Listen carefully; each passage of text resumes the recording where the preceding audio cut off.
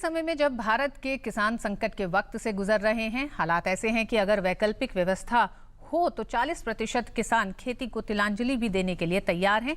ऐसे में किसानों को सम्माननीय मूल्य देने से सरकार ने किसानों को संकट से बाहर निकालने की अपनी मंशा साफ कर दी है।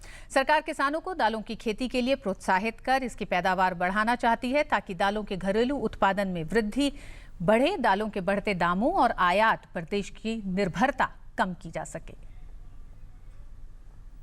मौसम की मार झेल रहे किसानों को एक बार फिर सरकार का सहारा मिला है। बुधवार को कैबिनेट की आर्थिक मामलों की समिति ने साल 2015-16 के लिए मुख्य फसलों के न्यूनतम समर्थन मूल्य में बढ़ोतरी की है। सरकार ने धान की सामान्य किस्म तथा ए ग्रेड किस्म के न्यूनतम समर्थन मूल्य में 50-50 रुपए प्रति क्विंटल की वृद्धि कर दी।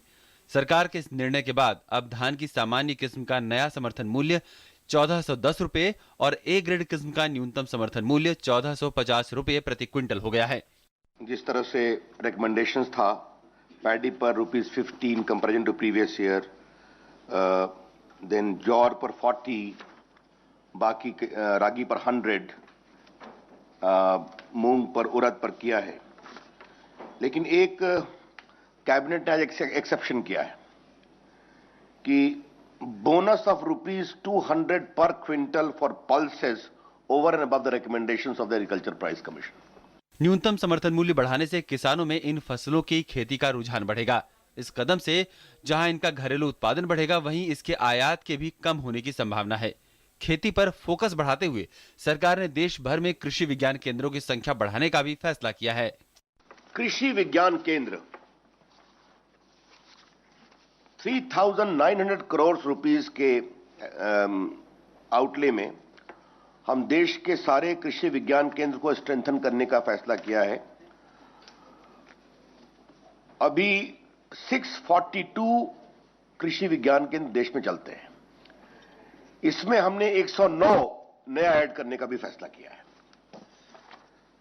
And this will operate as a wholesome centre for improvement of agriculture, including new ICT component in agriculture, Farming First program, Innovation Fund.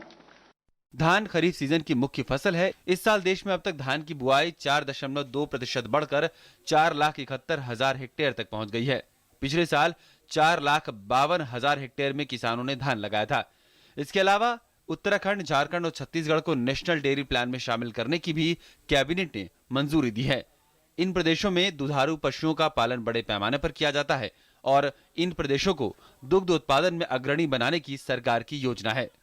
Shailendra मिश्र के साथ बिजनेस डेस्क, डीडी न्यूज।